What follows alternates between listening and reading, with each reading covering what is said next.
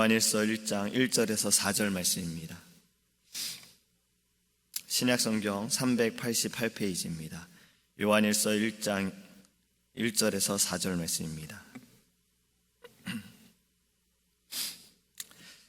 태초부터 있는 생명의 말씀에 관하여는 우리가 들은 바요, 눈으로 본 바요, 자세히 보고 우리의 손으로 만진 바라. 이 생명이 나타내신 바 된지라. 이 영원한 생명을 우리가 보았고 증언하여 너희에게 전하노니 이는 아버지와 함께 계시다가 우리에게 나타내신 바 된 이시니라. 우리가 보고 들은 바를 너희에게도 전함은 너희로 우리와 사귐이 있게 하려 함이니 우리의 사귐은 아버지와 그의 아들 예수 그리스도와 더불어 누림이라. 우리가 이것을 쓰면 우리의 기쁨이 충만하게 하려 함이라. 아멘. 할렐루야. 오늘 우리가 읽은 이 본문의 말씀은요, 어저께 우리 선교 보고 간증 예배 때 청년 한 명이 이 말씀을 읽었습니다. 이 말씀은 저희가 선교 기간 내에 아침마다 묵상했던 말씀이에요. 저희가 요한일서 말씀을 가지고 아침마다 이렇게 청장년 그룹으로 섞여서 함께 말씀을 읽고 또 그 말씀을 묵상하면서 받은 은혜를 나눴습니다. 저도 이 말씀을 함께 나누기 원하는데요, 언제가 우리가 가장 기쁠까라는 생각을 해봤습니다. 또 그 기쁨을 어떻게 알 수 있을까? 이 기쁘기 위해서는요, 내게 만족함이 있어야 기쁠 수 있다라는 생각을 하게 됐어요. 기쁜 것에 대해 이렇게 보니까요, 이 기쁨에 대한 다른 표현이 행복이다라고 표현을 합니다. 내가 기쁜 것이 결국은 행복하다라고 느껴지는 거지요. 또 행복에 대한 글을 보니까요, 예전에도 한번 말씀드렸던 것 같아요. 행복하는 것이 우리가 살아가면서 내가 언제 행복한가, 또 행복의 기한에 대한 이야기들이 있는데, 핸드폰을 새로 바꾸면 일주일에 행복하대요. 그리고 자동차를 바꾸면 한 달이 행복하고, 집을 새로 사면 1년이 행복하다라는 거예요.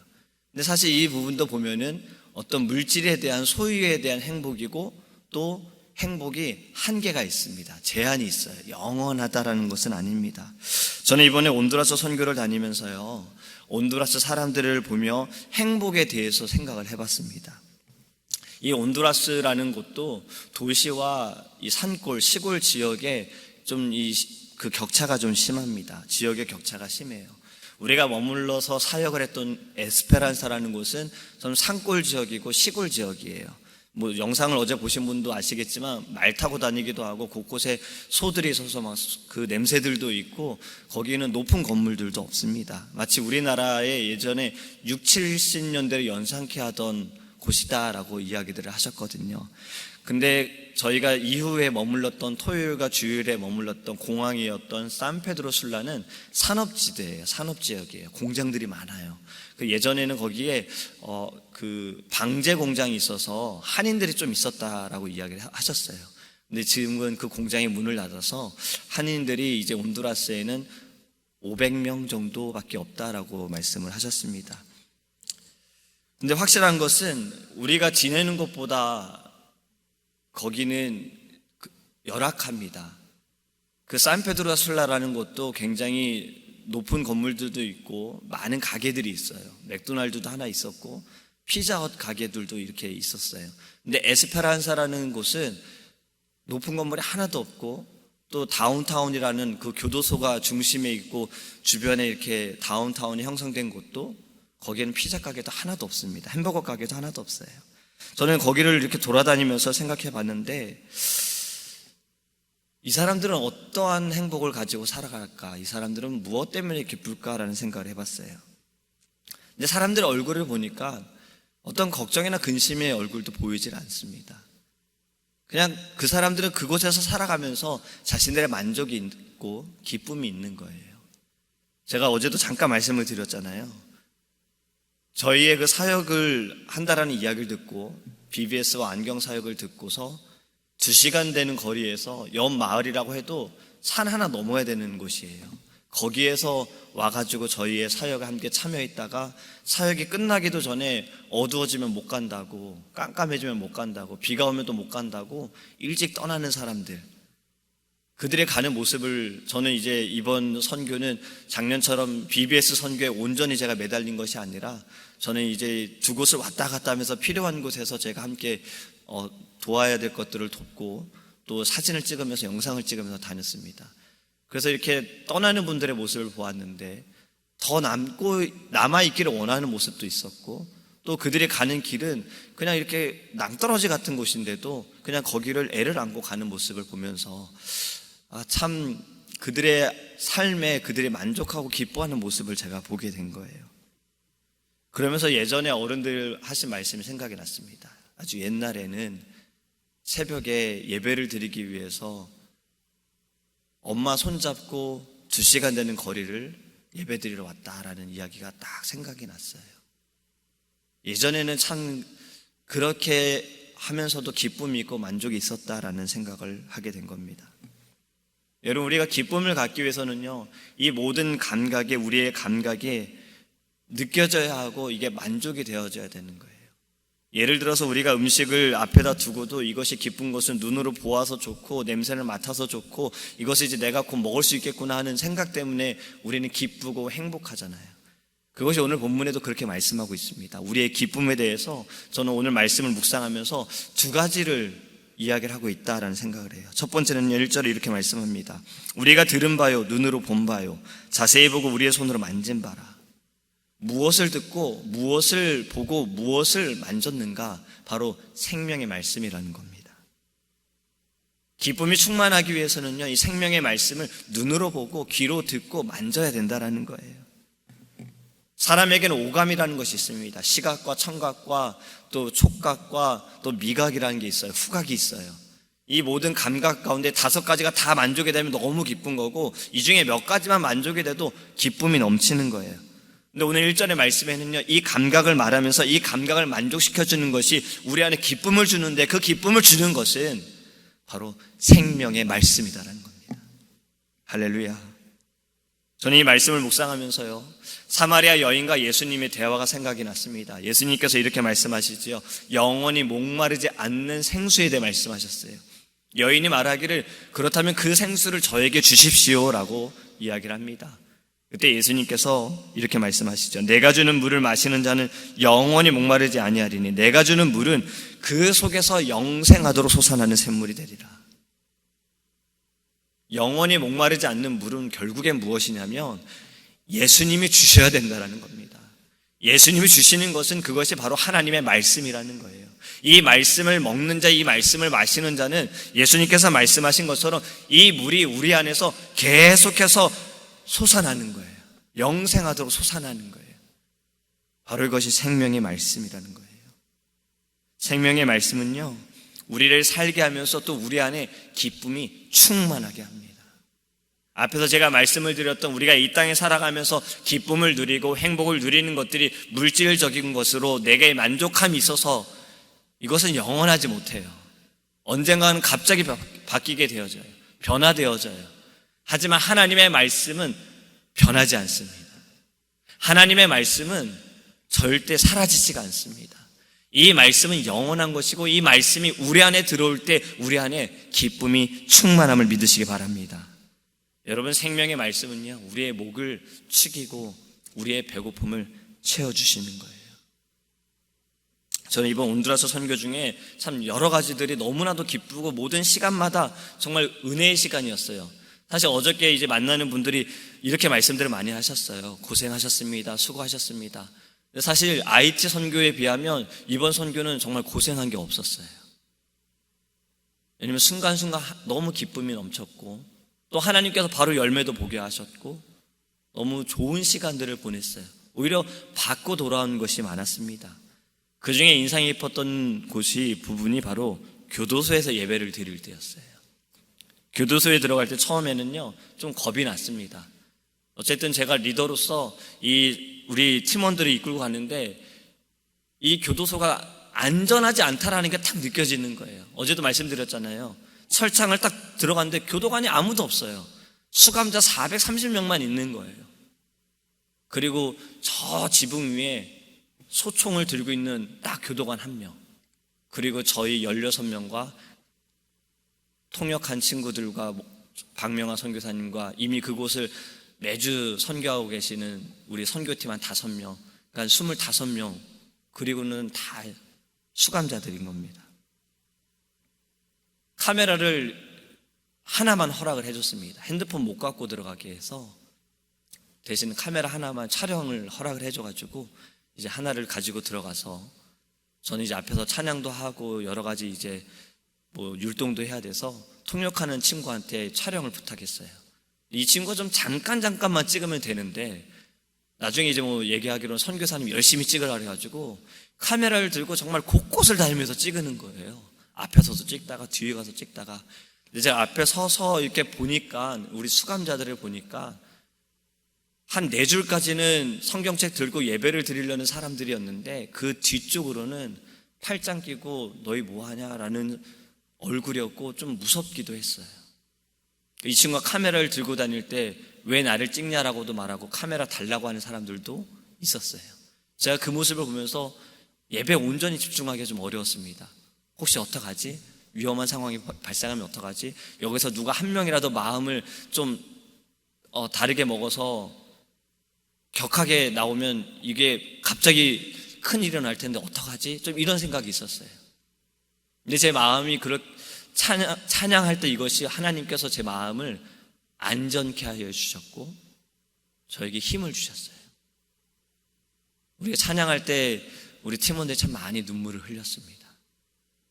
정말 어제는 그 말씀들을 안 하셨는데 찬양을 저희가 거기 다 이제 아무래도 현지인 분들이니까 현지인 찬양을 저희가 하면서 다들 눈물을 흘리셨어요. 그리고 그 모습에 저도 은혜를 받고 그냥 온전히 다 하나님께 맡겨드린 거예요. 근데 제가 여기에서 이제 감동을 받은 부분이 바로 이 부분입니다. 말씀을 찬양을 할 때와 말씀을 읽을 때 정말 예배를 드리기 위해서 모여있던 그 4줄까지의 사람들은요, 찬양을 시작하면 자리에서 일어나더라고요. 말씀을 읽을 때도 자리에서 일어나더라고요.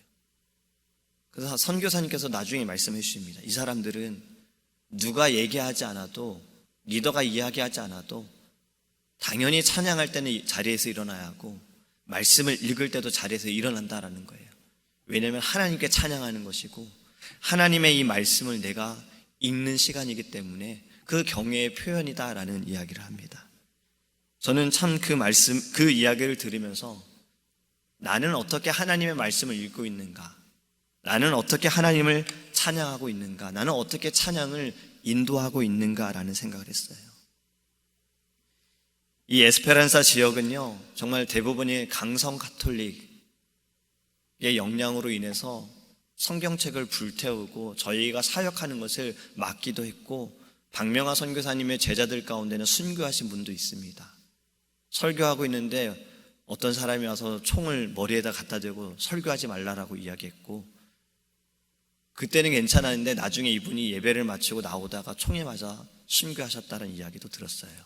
그러니까 에스페란사라는 곳은 기독교가 박해를 받는 지역이었습니다. 그런데 너무나도 감사한 것은 이곳에 점점 교회가 세워지고 있고 예배를 드리는 사람들이 나타나고 있고 참된 진리이신 예수 그리스도를 믿는 자들이 세워지고 있다는 거예요.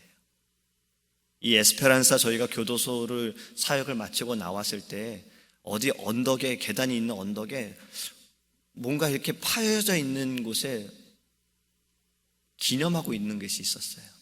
무언가 하고 저희가 올라가 봤거든요. 거기에는 성모 마리아 상이 안에 있습니다. 그리고 사람들은 그 앞에서 기도하고 있는 거예요. 정말 기도하는 것이 아니라 딱 봤을 때 우상을 섬기는 모습이었어요. 그런 곳에 하나님께서는 하나님의 그 눈길과 손길을 통하여서 생명의 말씀이 들어가게 하시고 이 생명의 말씀을 통해서 그들이 참된 기쁨을 회복하며 예배할 수 있는 그러한 곳이 세워지는 것이 너무나도 기쁨이 충만한 시간이었습니다. 여러분, 이것이 저는 오늘 말씀을 묵상하면서 첫 번째 기쁨이 충만한 것은 생명의 말씀이 우리 안에 들어오는 것이고 두 번째 기쁨이 충만한 것은 바로 이 생명의 말씀을 전하는 거예요. 오늘 본문의 말씀에도 2절과 3절에 보면요, 이러한 말씀이 있습니다. 전하노니, 전함은.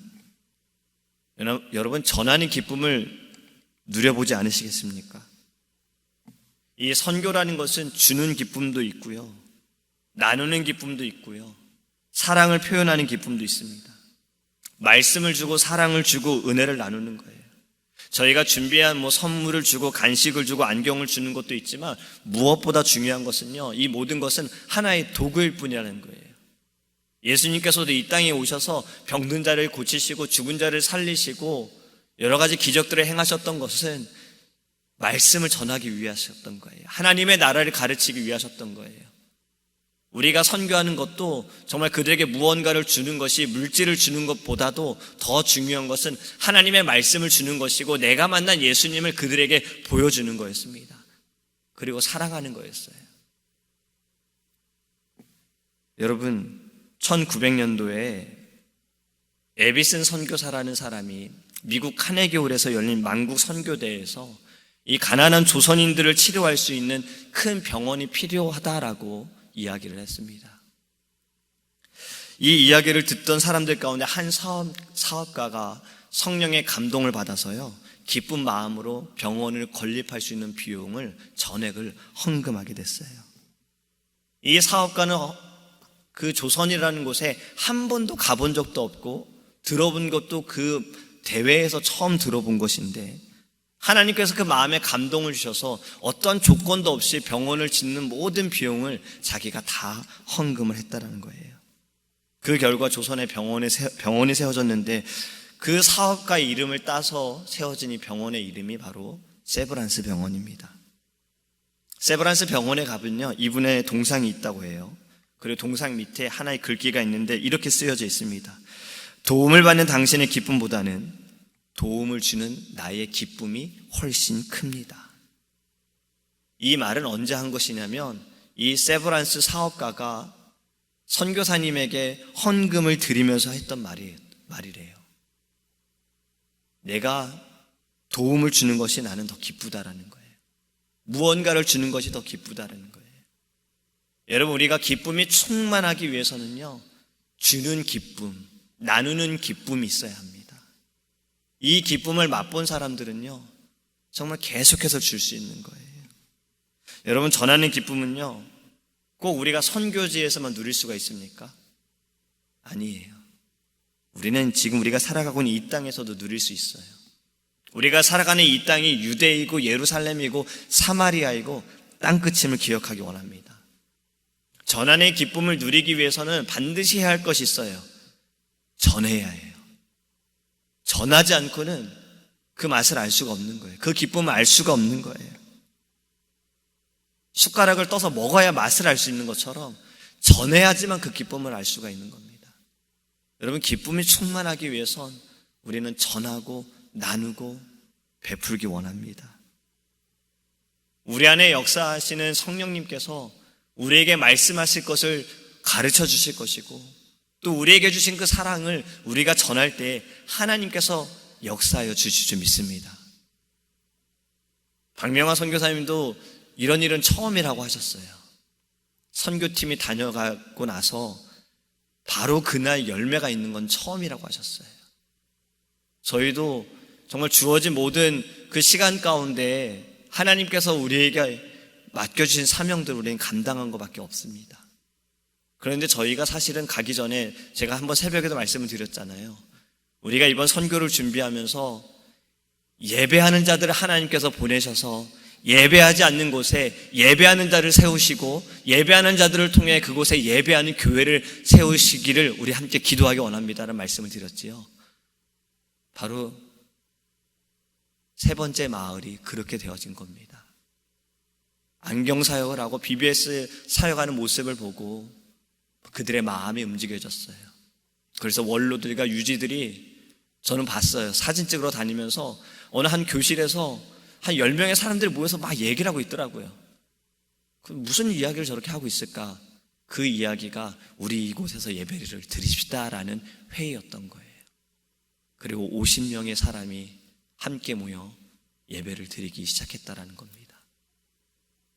여러분, 이것이 저희가 한 것입니까? 하나님께서 하신 거예요.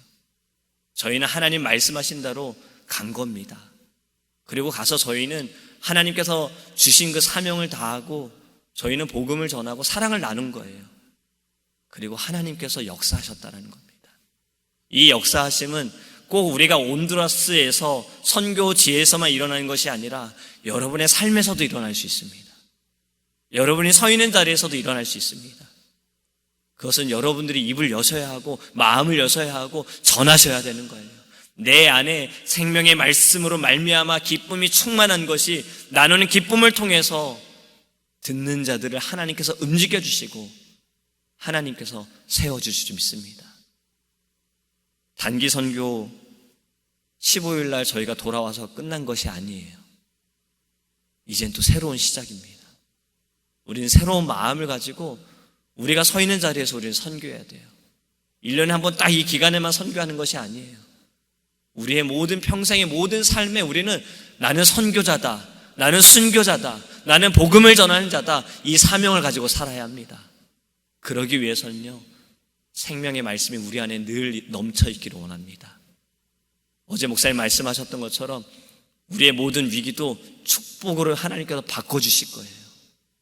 지금 여러분들이 처한 모든 상황도 하나님께서 우리의 그 생명의 말씀으로 기쁨으로 변화시킬 줄 믿습니다.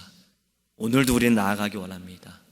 오늘 우리가 불렀던 찬양처럼 큰 권세 주님께 있습니다. 그 권세는 우리에게 있는 것이 아니라 하나님께 있으며 하나님께서 우리를 통해서 역사해 주실 거예요. 그래서 믿음으로 우리는 오늘도 하나님의 사랑을 나누는 주님의 성도님들 되기를 축원합니다. 기도하겠습니다. 고마우신 하나님 감사합니다. 하나님 우리 안에 생명의 말씀을 주시고 이 생명의 말씀을 통해서 하나님 기쁨이 충만케 하여 주심을 감사합니다. 이제는 하나님 우리가 이 생명의 말씀을 전함을 통해서 또 기쁨이 충만하기를 간절히 원합니다. 하나님 나누게 하소서. 우리의 입술을 열어 하나님 증거하게 하시고 전하게 하여 주시옵소서. 생명의 말씀, 이 생수의 강, 생명의 하나님 이 물이 우리에게만 있음이 아니라 하나님 우리가 이것을 많은 이들에게 증거하고 나눌 때 그들도 하나님 생명의 말씀을 통해서 기쁨이 충만할 수 있도록 주님 은혜를 더하여 주시옵소서. 주님의 은혜 가운데 선교를 잘 마치게 하심을 감사합니다. 하지만 주님 기도하는 것은 우리의 선교가 끝나지 않기 원합니다. 계속해서 이어져 가길 원합니다. 우리는 하나님 오늘도 선교하기 원합니다. 우리가 서 있는 자리에서 선교하기 원합니다. 하나님 우리는 선교를 준비하는 자가 되기를 원합니다. 선교를 위해서 하나님 우리가 더 건강하게 하여 주시고 우리의 육신과 우리의 영혼의 강건함을 준비하게 하여 주시고 우리가 하나님 담대할 수 있도록 하나님의 말씀으로 채워질 수 있도록 선교를 위해 나아가는 믿음의 아버지 귀한 자녀 될 수 있도록 축복하여 주시옵소서. 하나님께서 아버지 우리에게 주신 사명이 또 우리에게 주신 말씀과 또 주님 앞에 찬양하는 모든 순간순간들이 아버지 이것이 그냥 하나님 익숙함이 아니라 아버지 날마다 감사하며 눈물을 흘리며 또 하나님 경외하는 마음으로 주님 앞에 예배하게 하여 주시고 주의 말씀을 듣게 하시고 하나님 앞에 설 수 있도록 주여 인도하여 주시옵소서. 감사드리며 살아계신 예수님의 이름으로 기도합니다. 아멘. 하늘에 계신 우리 아버지여 이름을 거룩히 여김을 받으시오며 나라의 임하옵시며 뜻이 하늘에서 이룬 것 같이 땅에서도 이루어지이다. 오늘날 우리에게 일용할 양식을 주옵시고 우리가 우리에게 죄 지은 자를 사하여 준 것 같이 우리의 죄를 사하여 주옵시고 우리를 시험에 들게 하지 마옵시고 다만 악에서 구하옵소서. 대개 나라와 권세와 영광이 아버지께 영원히 있사옵나이다. 아멘.